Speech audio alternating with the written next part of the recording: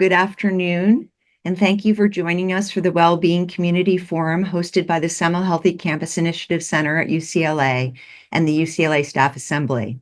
And for those who don't know me, I'm Dr. Wendelin Slusser, Associate Vice Provost for the Semel Healthy Campus Initiative Center and Clinical Professor in the Schools of Medicine and Public Health. For the past 10 years, I've had the honor to lead the center based in the Chancellor's Office with the aim to build an inclusive culture of health where the over 85,000 students, staff, and faculty have the opportunities to thrive and flourish, and to inspire other universities along the way. And it didn't take long for then President Napolitano to adopt the model across the UC system. Our goal today is to engage in a community forum where we can learn together how to strengthen and promote individual and community well-being through skill building and resource sharing. And now, it is with great respect I introduce Heidi Martinez, President of the Staff Assembly Executive Board, second-year delegate, Council of University of California Staff Assemblies, and Residency Program Coordinator for the Department of Pathology and Laboratory Medicine in the School of Medicine, David Geffen School of Medicine at UCLA. Heidi Martinez will provide the objectives for the forum. Welcome, Heidi. Thank you so much, Dr. Slusser. Hi, everyone. Again, my name is Heidi Martinez, and I would just like to share with you about my organization, Staff Assembly. Staff Assembly is an organization founded in 1978 for staff, dedicated to promoting the interest and welfare of staff employees. We are supported by the Office of the Chancellor and Campus Human Resources. Staff Assembly provides a forum where staff at all levels can discuss university issues of mutual concern and forward their opinions on policies, procedures, and activities to university administration. We provide two-way communication systems to help promote respect and cooperation among staff and other members of our community. We serve on major campus system-wide committees, and we not only offer a vehicle through which to stay informed and feel included, but it also offers opportunities for staff to give back to the UCLA community through scholarships, fundraising, and special events. The purpose of today's forum is to provide strategies and resources on how to manage difficult conversations at work and in the classroom. And as we head into the holiday season with family members, we plan to provide strategies on how to navigate the unknown and change, ways to build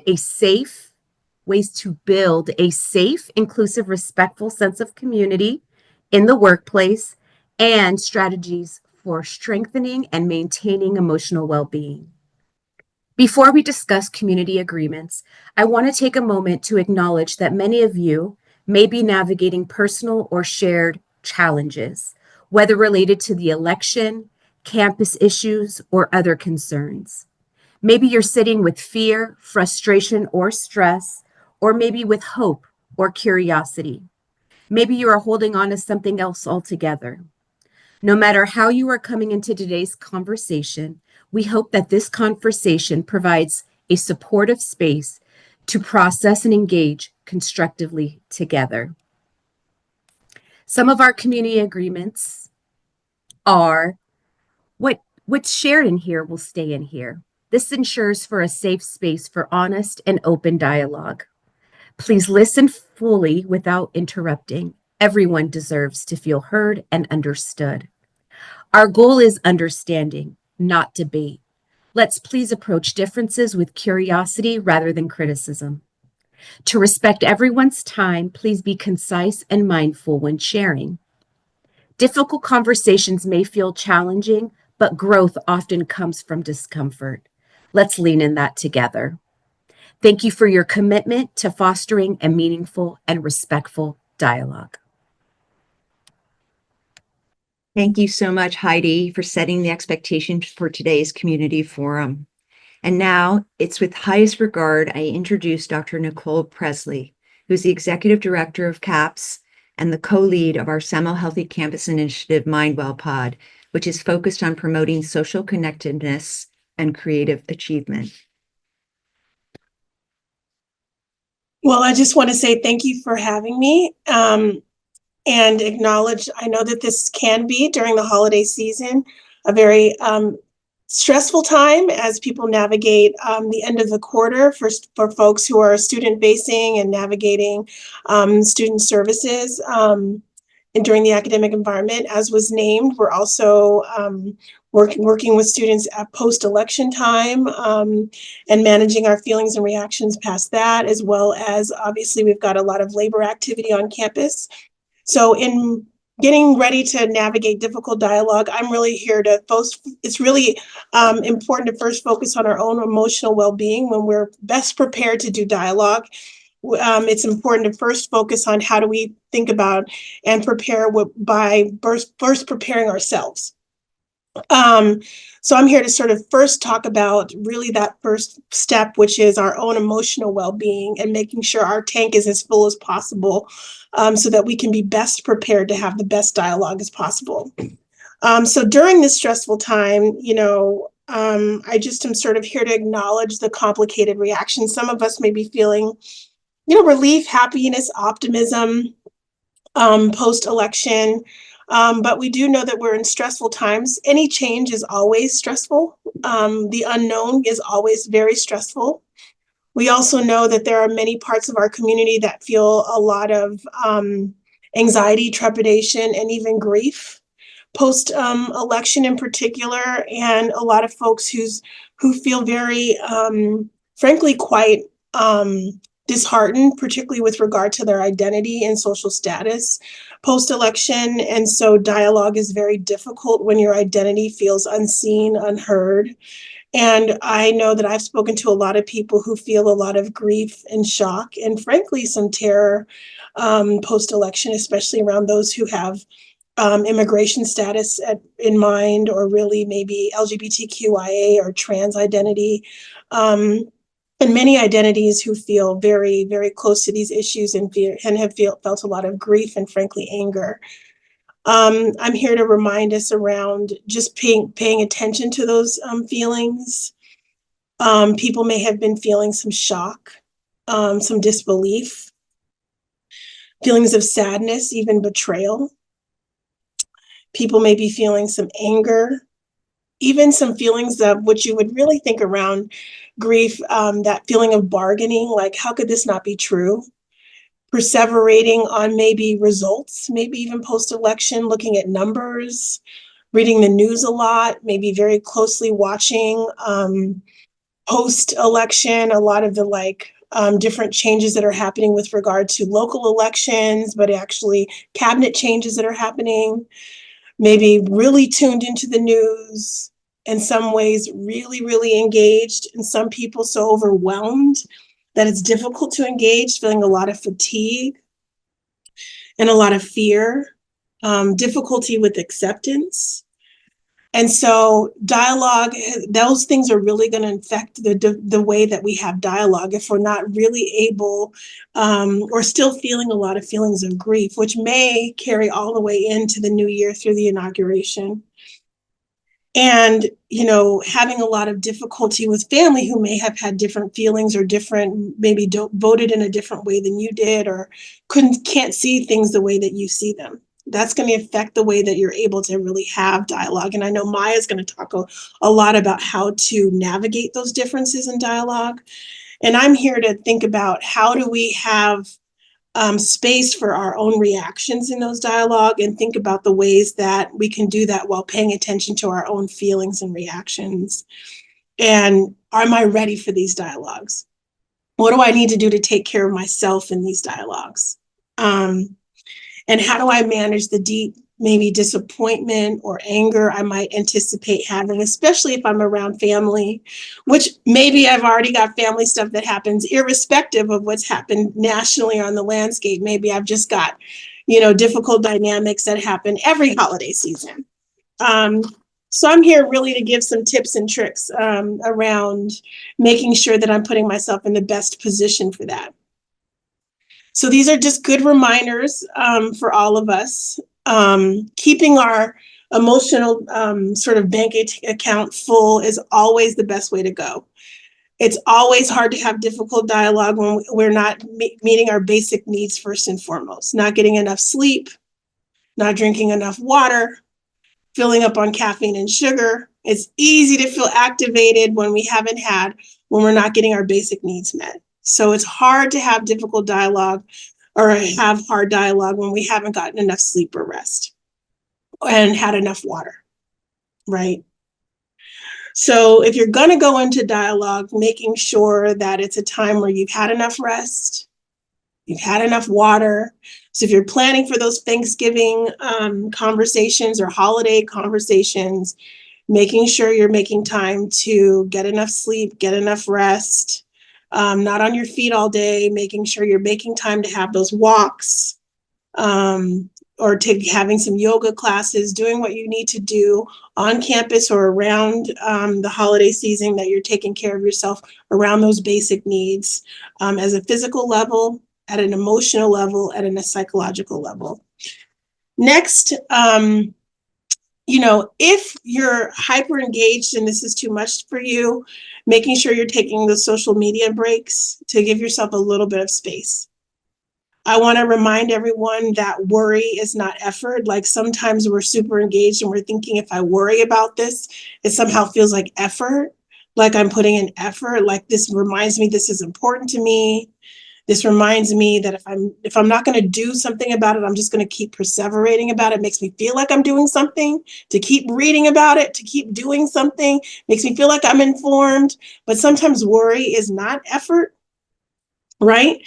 And sometimes if we take that break, it actually gives us more space for effort in a different way. So sometimes the break is very, very necessary, and radical rest is really important. Radical sleep is really important there.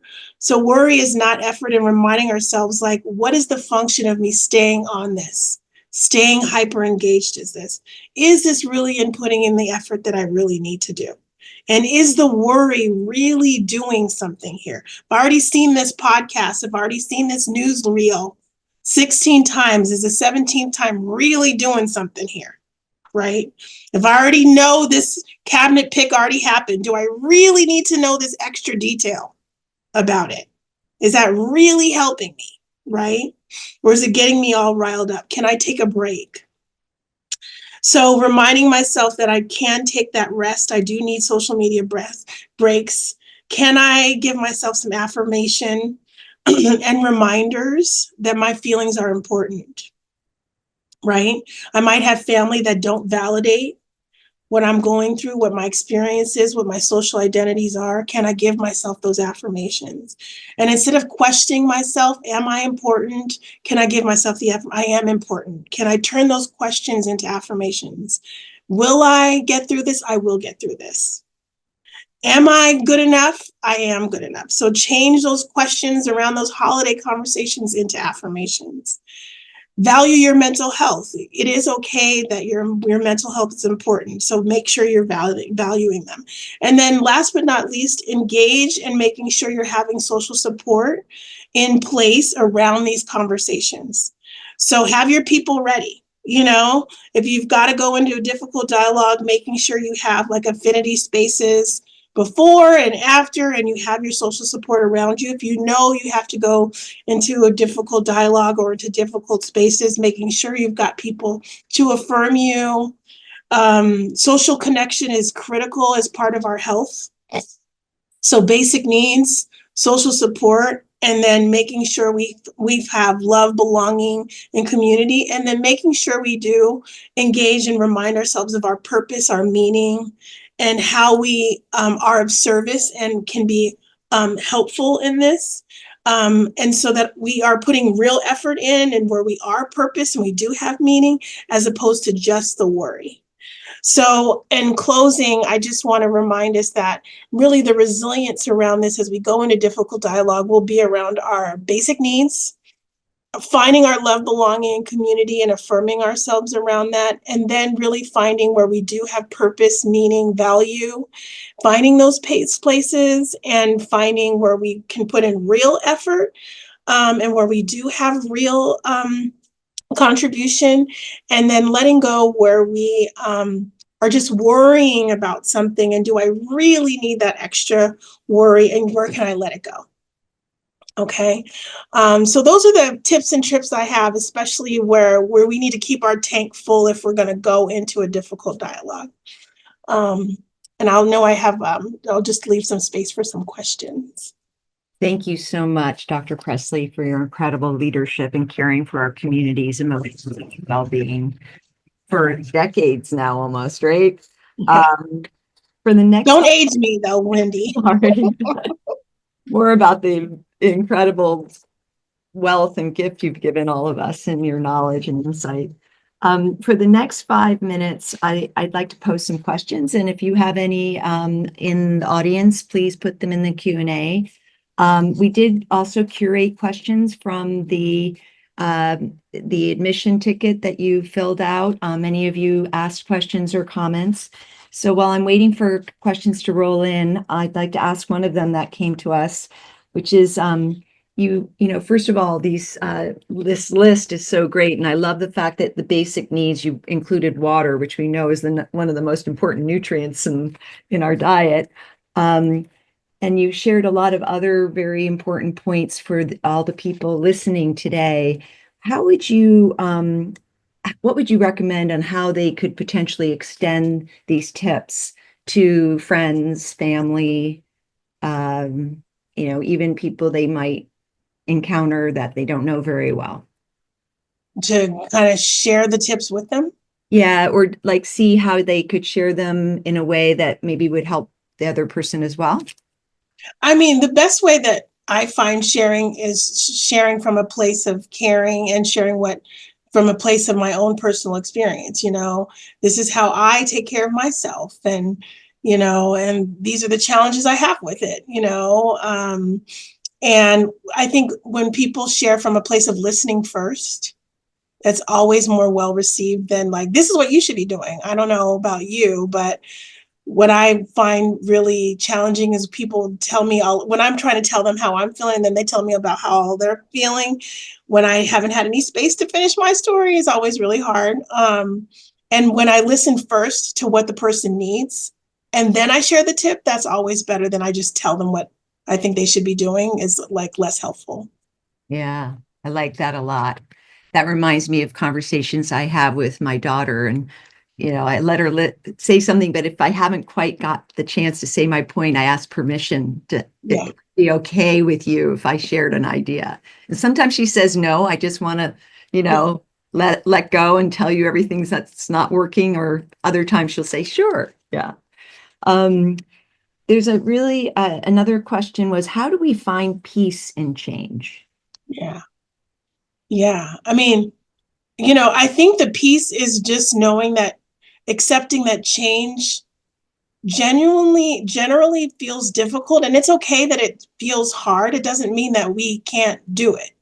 I think that, expecting that I think it's always the delusion that that change is going to feel peaceful. That is the delusion. I think it's okay that change feels hard, and it's okay to tolerate difficult feelings, and change still be okay. I think it's okay for us to learn to tolerate that change is going to feel hard, but it doesn't mean that I can't do it. But I don't know that we can give ourselves the kind of delusion that there's going to be a change and it's going to feel okay. Like that, I think is like, I don't know. I think the peace comes from knowing that I can have a hard feeling and it'll be okay. As long as I have my basic needs and I've got my people and I know I'm okay. But you know what? You can have a hard feeling and know that change is going to rumble you up and you'll still be okay. Thank you. I really like that. And it's just accepting what it is rather than fighting it. Yeah. Right. Yeah. Thank you. There are 2 questions in the chat that I'd like to address. One is, I think I heard purpose as the answer to my question, but how do I help students who experience loss of motivation after the election? Yeah, I think that's a big one. I think a lot of people, you feel a sense of defeat, which is, you got all riled up, and if people felt a loss because their candidate didn't win, it is normal to feel a sense of like defeat and deflation, that it doesn't last forever. And people do need to re-engage in their purpose, and people do need to find purpose and meaning. And purpose and meaning really is a big part of resilience. And where can I kind of pick myself up and find where I can still be of service? And when people find service and purpose and meaning, people tend to be more resilient. So it really is important to give people that time to grieve for a minute. So they're not going to, bounce back tomorrow, but people will and should. And if they are struggling with that, then that's when they probably need additional resources and help from CAPS or staff and faculty counseling if it takes longer than maybe a few weeks, 6 weeks or so. And then, but if they can bounce back, finding a place where they can be of service, or go back to their major, go back to how am I going to change that world again. And our UCLA students are great at that. They will, then, that's going to be great. Thank you for that. And I actually, the first week after the election, I had my to-do list that I could control, and I was checking them off, and that made me feel really good, just doing what I could control. So there's one just accolade here. Hearing Nicole list all the emotions we are feeling has been helpful.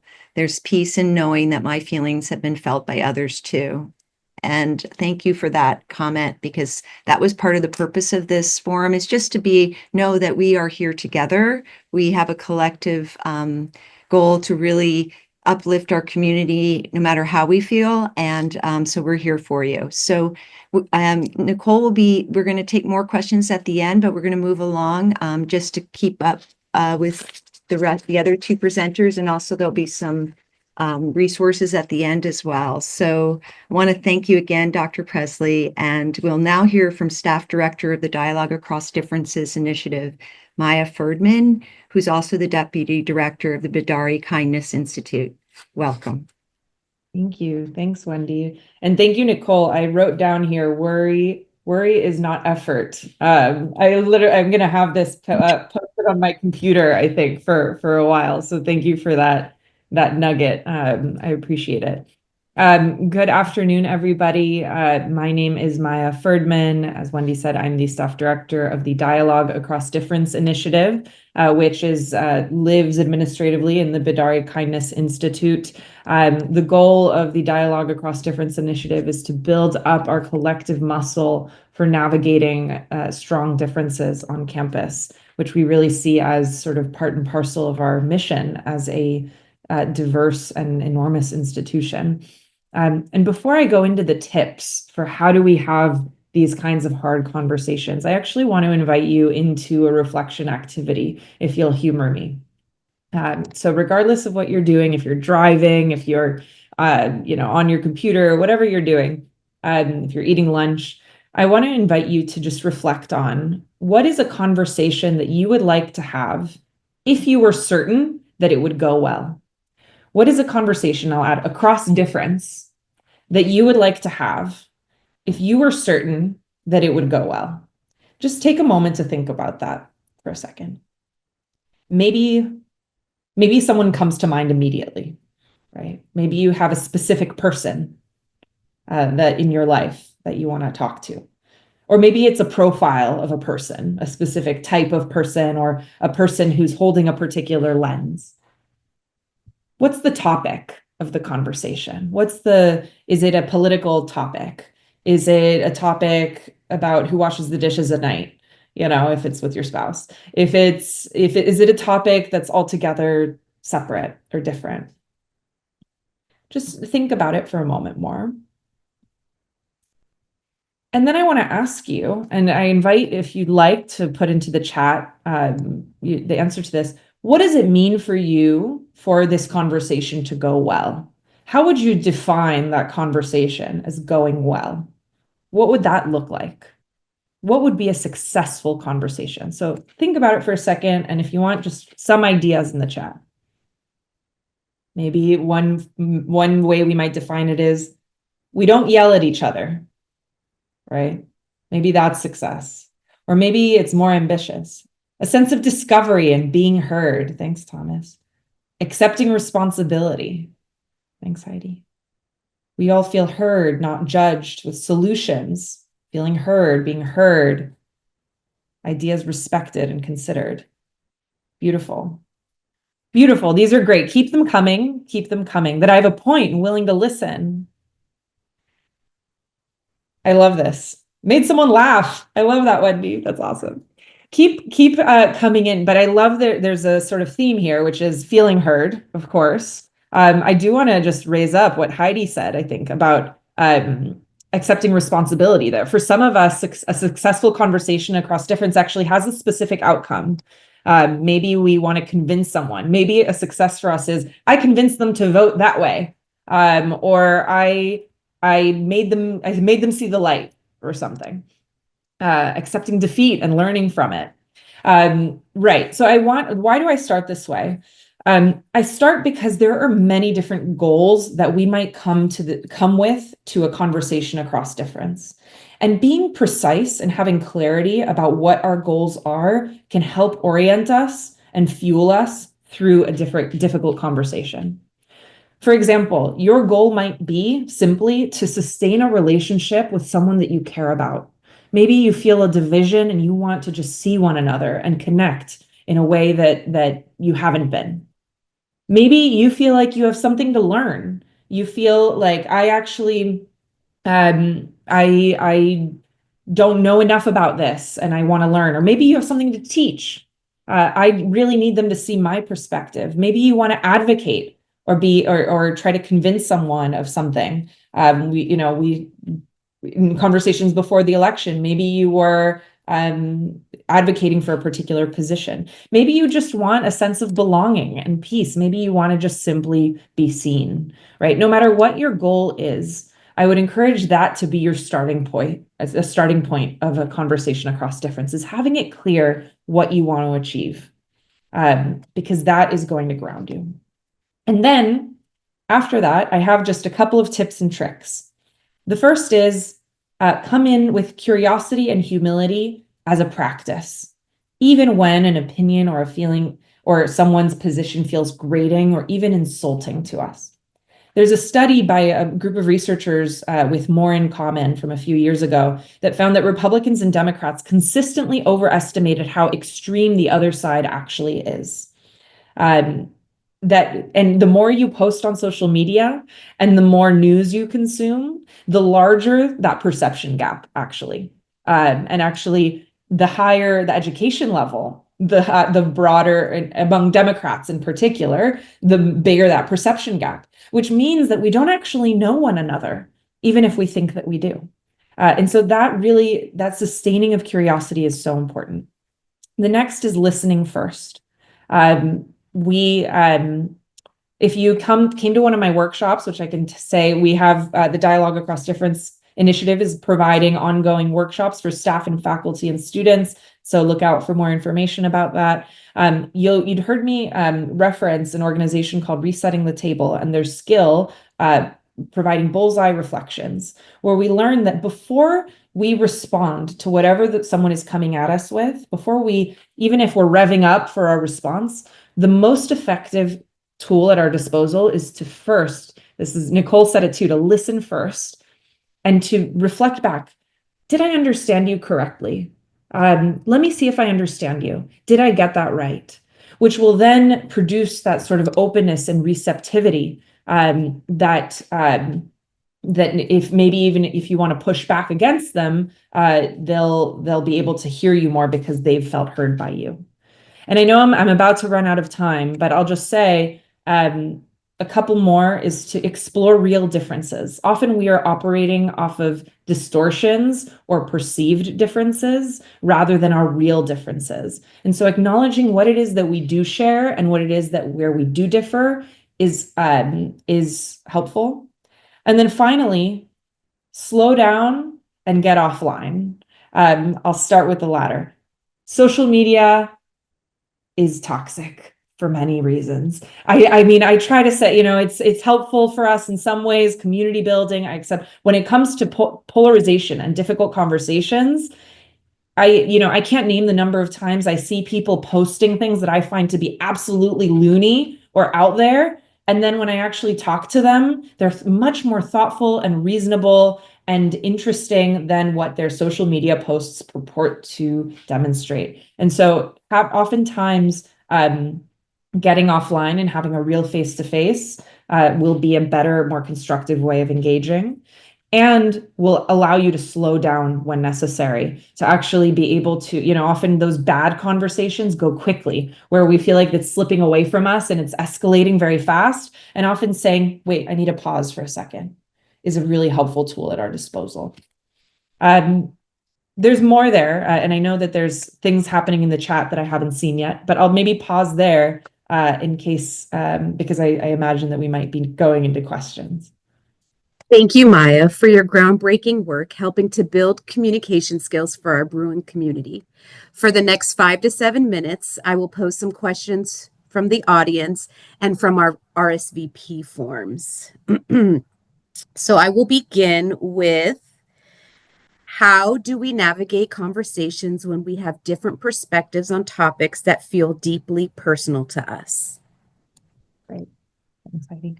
So why are dialogues across difference so hard? Because what we want to talk about is often the things that we care most about our own safety, our own well-being, our sense of morality, right? And so these things are deeply personal, inevitably. And so what I would say is, first and foremost, do what we did when we started this assembly. Take a deep breath. Find ways to ground yourself physically in your environment, to avoid becoming activated such that we can't access our sort of higher order thinking, and take those breaks if we need. And I would say another way to deal with this is to speak from that lens of personal experience, to use those I statements and to express and to share what it is that is so personal to us. Often we start at the level of positions, political positions, and we don't actually share why those political positions matter so much to us, right? I believe in this measure, or this proposition, or I'm against this policy. What is it about this policy that matters so much? Starting there, both for yourself and also inviting someone with whom you share a difference to share what matters to them underneath the surface level policy, is a really good way to start. Thank you so much. I do agree, when we lead with I and we level set, I feel like the conversation goes over easier. And I'm just going to look at the chat real quick. Are there any questions in the chat? Okay, I can continue. Can I address, Heidi, Yes, Eric please. said something in the chat Oh, about yes. protests and the importance of protests. And I'll say, Okay. I think that there are many ways of making change. If that's all right, I'll just address it real quick. And I think Please. that sometimes we have to choose what is our way, right? What is the way we want to be heard? And I think that there's many avenues. And so I'll say, to me, dialogue does not discount other forms of change making or making our voice heard, but actually can be seen as a complement. And not, that we want to choose in what way we engage and with whom, based on what we're ready for. And what topics we want to engage across difference on. So I'll just add that little note in response to what Eric put in the chat. Thank you so much. What are some ways to build a safe, inclusive, respectful sense of community in the workplace?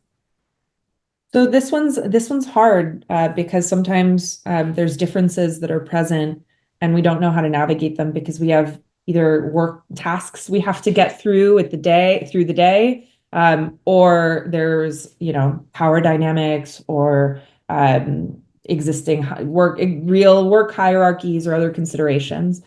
And what I would say is first understanding that those of us working together on a team are whole human beings, first and foremost. Before we are a staff member, we are a human, and treating one another as such is an important first step to creating those kinds of inclusive work environments. Not making assumptions about what people on your team believe or what they're sitting with, but rather creating the space for potential interaction between different kind of positions or even just emotions or reactions or focuses will be important. Sometimes it's, after the election with our team, I told them, I said, I have no idea what you're sitting with in reaction to the election, but to the extent that you want to, we're going to dedicate the first part of our staff meeting to talking about it, to just making room for what matters to you, what sharing your life experience, how can we see one another in these really hard or maybe just change filled moments. So those are just some starting points, but I'll pause there. Thank you so much. Thank you, Chris, for your comment, question. He wrote, old school word, coalition building, tips for cultivating allies. Right. I would say when it comes to allyship, understanding, creating the space to hear one another and what you care about, identifying your shared values, your shared issues of concern, is really important. But I'll add one that we often avoid or don't do in coalition building, which is to investigate our differences, to actually allow the space in allyship, alongside the relationship building, to understand what are we different about. There's a term in marriage counseling, and Nicole maybe will know the specifics of this more than me, but the term of differentiation, the idea that in marriage counseling, if you're exploring the real differences between you and allowing us to be full individuals, it actually brings us closer together. And so that, I would say, is a helpful addition to traditional coalition building. Okay, well, thank you again, Maia, for your wisdoms. And now, with great esteem, I introduce Angela Fentiman, Director of the Communications and Creative Services for the UCLA Teaching and Learning Center. We will discuss available resources for students, staff, and faculty on strategies for effective and empathetic communication. Thank you, Wendy. I'm just going to bring up some slides here quickly. While we're doing that, we'll be following up with questions for the whole panel after Angela completes her presentation. Right. Thank you. And thank you all for joining us today. Nicole and Maia laid such a wonderful foundation for me to share some of these resources and materials that the TLC created and at the beginning of fall, as well as in anticipation of a potentially contentious election. So I also want to add, as I go through these materials, that at the Teaching and Learning Center, we really see the entire community of faculty, staff, everyone at the university really as playing a role as educators. So while a lot of these materials were developed with the classroom and classroom interactions in mind, they likely, and I would argue do, have applications sort of well beyond just the classroom application and advice and information that can be taken away and applied to any student-facing role and in even interactions with colleagues and maybe even interpersonal interactions. So we created this section of our website in preparation for fall called Maintaining Instructional Continuity, providing a variety of different tools and resources to connect with some of the various challenges that may come up in a classroom environment or in our interactions here on campus. So I'm going to walk through some of these pieces, and if you want to take a look at the site and follow along, you can actually use the QR code on the screen and you can follow along with some of these materials that I'm going to talk about briefly. So these are some tools that we created and some tools that we curated. So this general guidance for classroom disruption was actually an administration and Senate guidance for just how to handle if you do have a disruptive situation, because part of also being prepared and thinking about your well-being is knowing what to do, and not having these situations potentially be so scary, but actually having a plan and being prepared if something does escalate to the point of there being a disruption. So we've included these types of resources.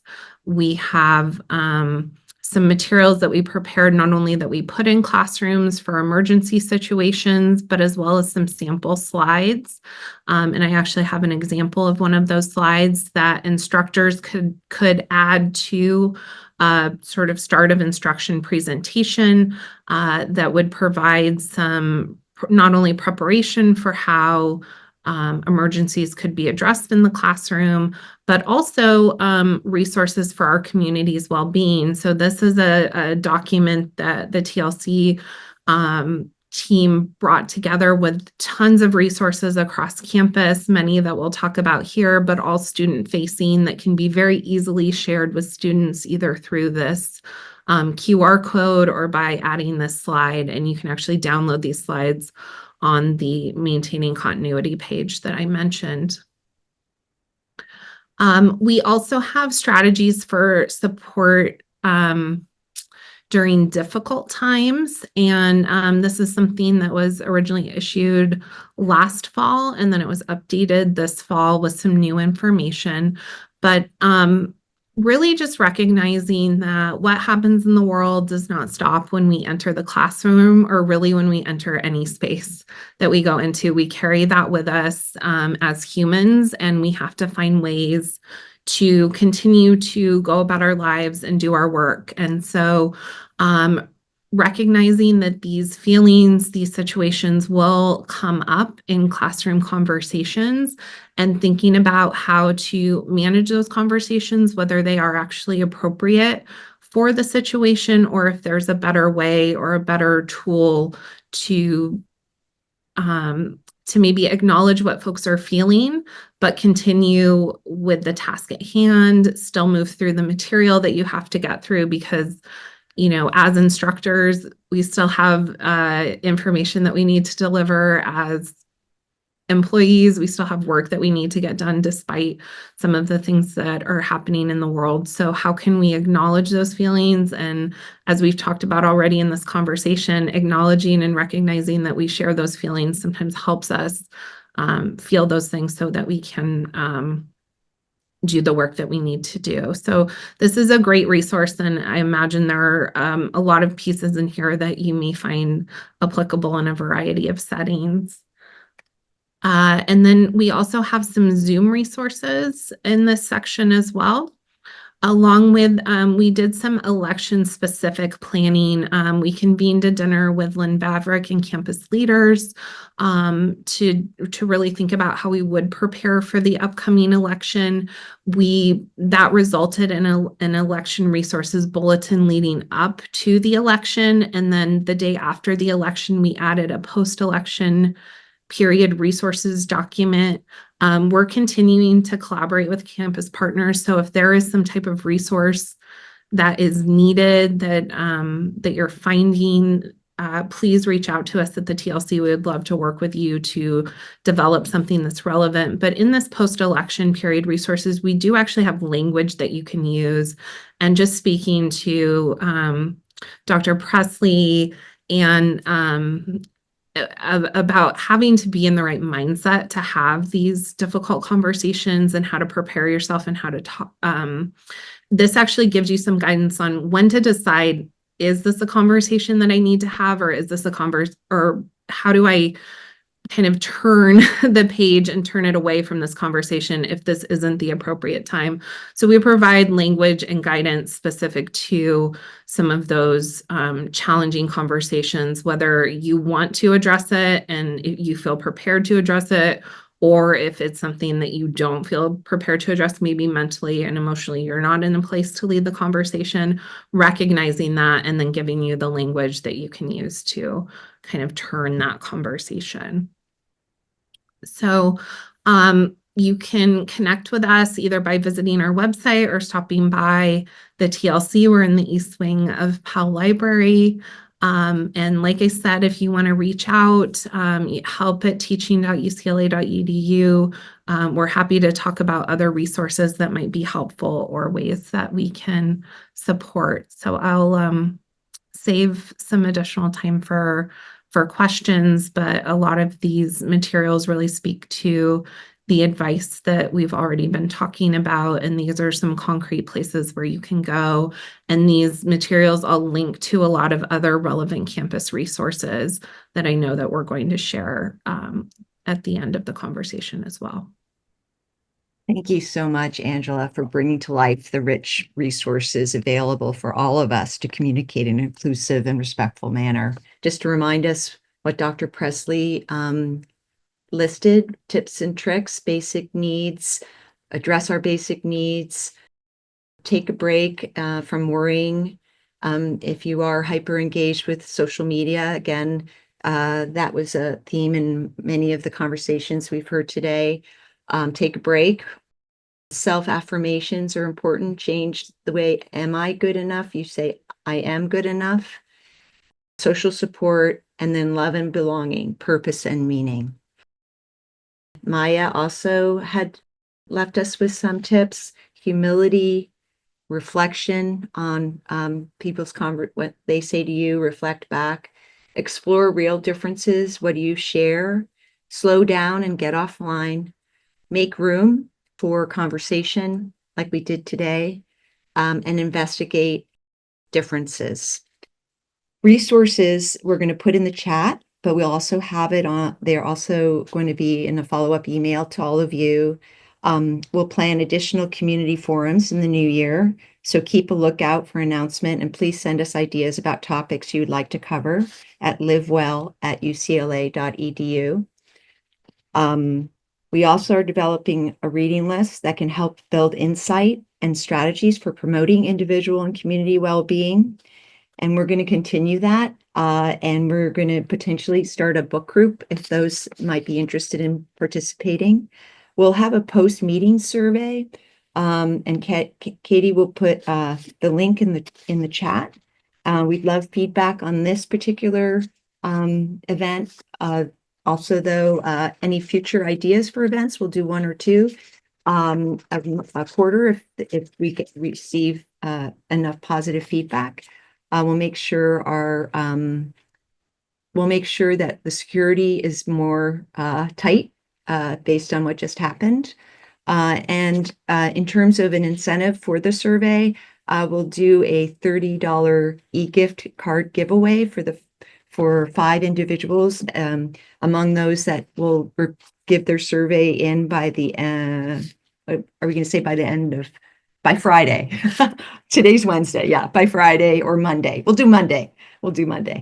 And if you'd like to develop a book group, like I said, please contact us if you're interested, because we do have a grant program where you can get funding for food up to $250. And you can reach out again at livewell@ucla.edu. And again, I said we have a curated list of resources that are available on our website, but also at Angela's the TLC's website. And also Maia Ferdman is going to post how she could be, you can get on her listserv. And Dr. Nicole Presley and Dr. Bob Builder led a whole effort with the Bruin Be Well website, which really is a wonderful website. It's was developed for students, but it has a lot of resources for staff and faculty. And I really it's like a decision tree. Are you looking for basic needs? Yes. And then it will lead you to all of the resources that can address basic needs, for instance. So I just like to end this with saying Heidi and I have much gratitude to the speakers, the participants, to Katie Embry for the preparation, behind the scenes work, to all of you. And then I'm going to end it with a Maya Angelou, part of one of her poems that I love so much. Lying thinking last night, how to find my soul a home, where water is not thirsty and bread loaf is not stone. I came up with one thing, I don't believe I'm wrong, that nobody but nobody can make it here alone. Alone, all alone. Nobody but nobody can make it out here alone. Now, if you listen closely, I'll tell you what I know. Storm clouds are gathering. The wind is going to blow. The race of man is suffering, and I can hear the moan, because nobody but nobody can make it out here alone. Thank you so much. If anyone would like us to support you in any way, feel free to reach out to all of us. Take care. Bye-bye.